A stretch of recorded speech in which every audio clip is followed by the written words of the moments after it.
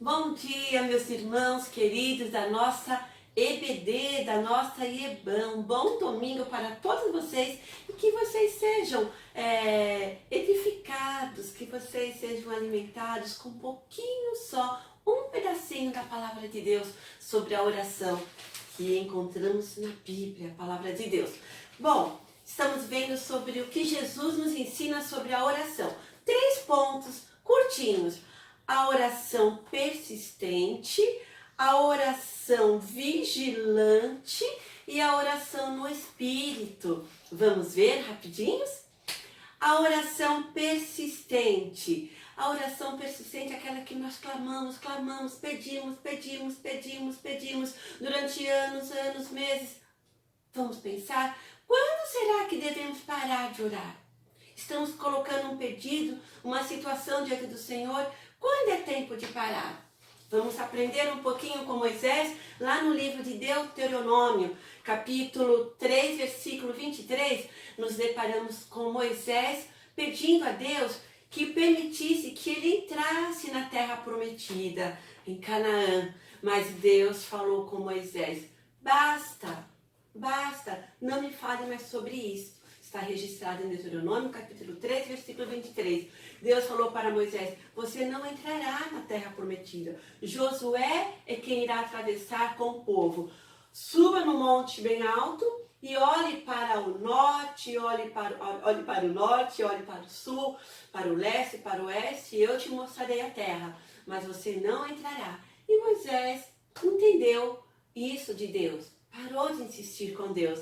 E Deus falou para ele estimular, para ele incentivar, para ele animar Josué. E Moisés fez isso.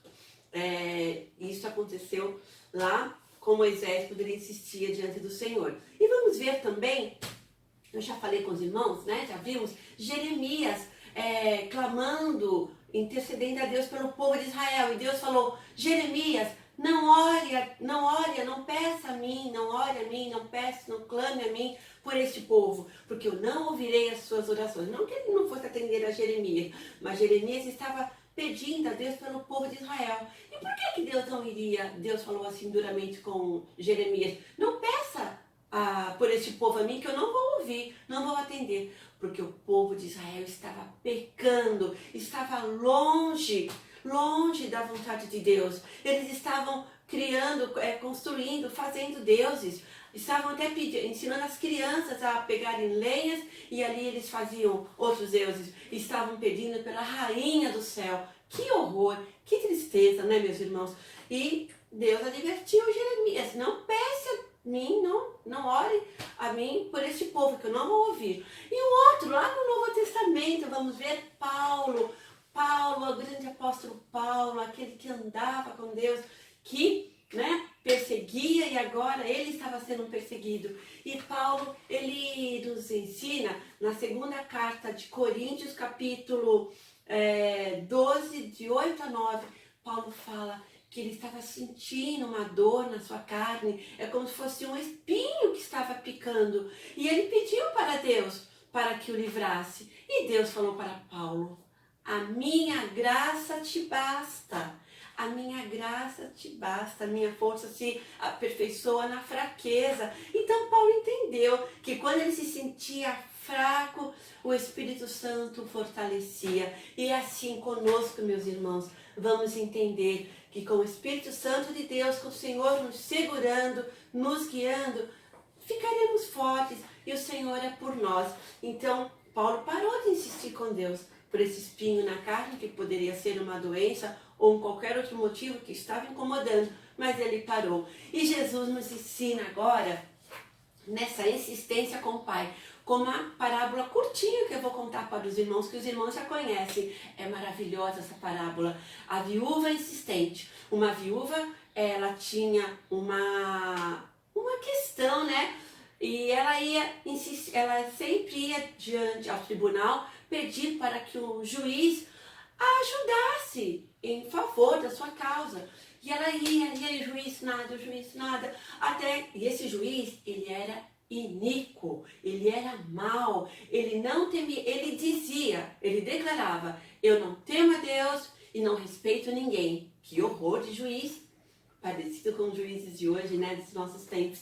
Mas esse juiz, essa viúva insistiu tanto com ele, que ele mesmo falou: ah, eu vou ouvir essa viúva, eu vou atendê-la, vou dar causa ganha para ela, assim ela para de me incomodar. Então Jesus fala aos seus discípulos, a nós hoje: se esse juiz, prestem atenção, esse juiz que era mau, que não temia Deus e não respeitava ninguém, ele deu causa ganha para essa viúva, quanto mais o vosso Pai Celestial os ouvirá.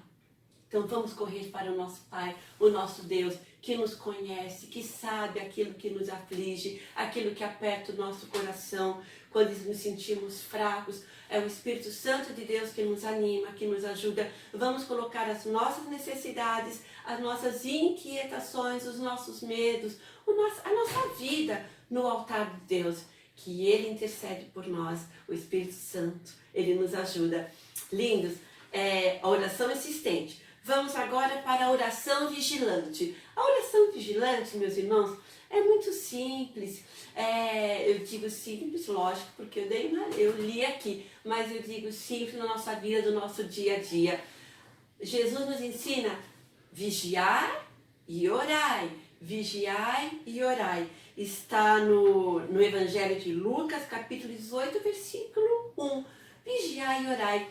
Nesse capítulo 18, Jesus ele fala, e nos anteriores também, sobre os finais dos tempos, a grande tribulação, os sinais da vinda do Filho do Homem. Serão tempos difíceis. E Jesus fala: vigiai e orai.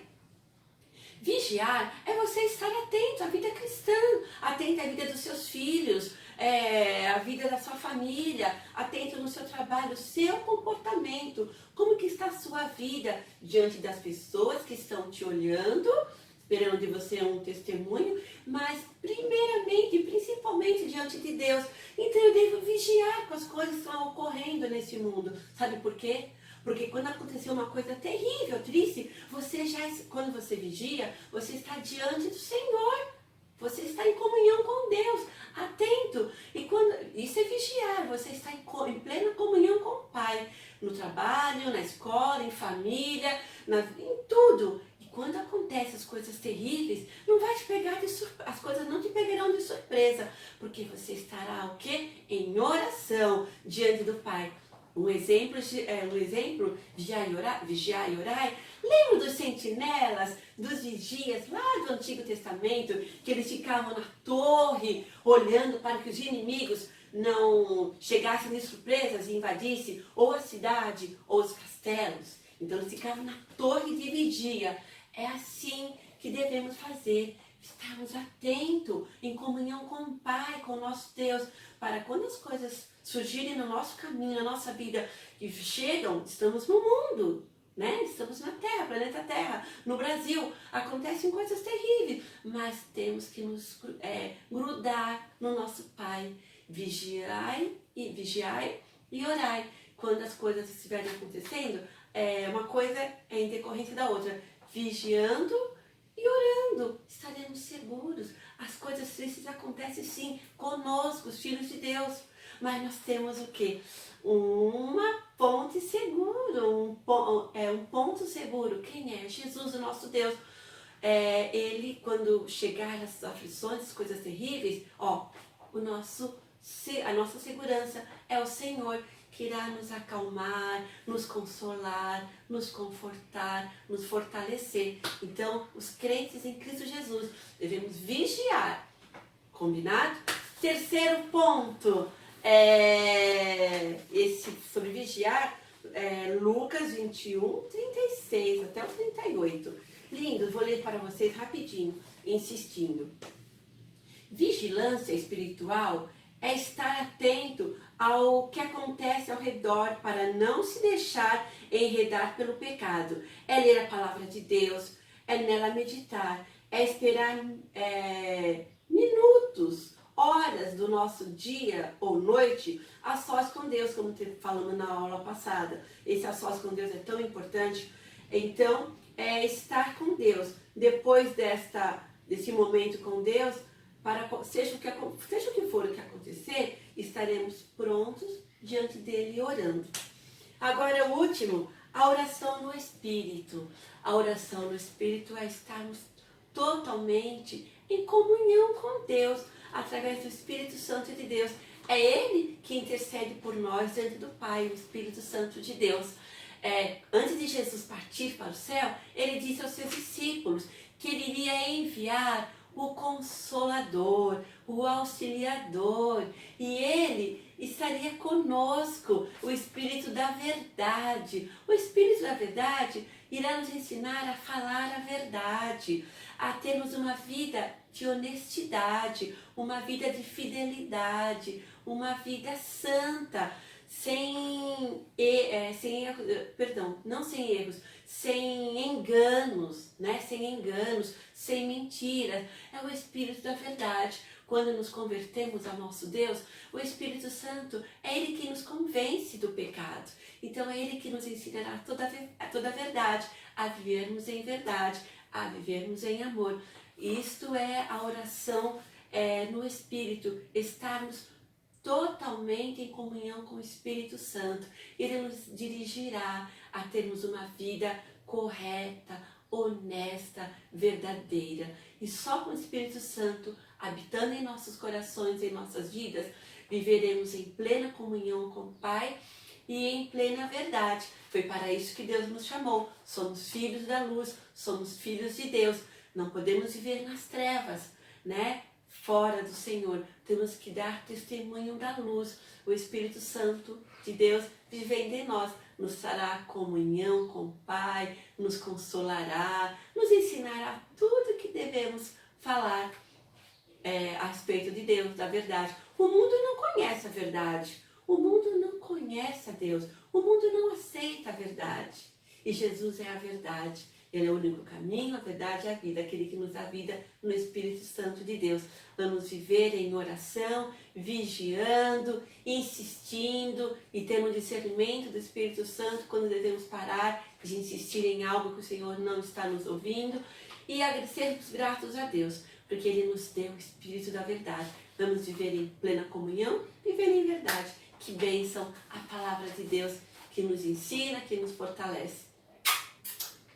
Até a semana que vem. Deus abençoe, Eban, igreja linda que eu amo muito. Até breve, breve. Deus abençoe.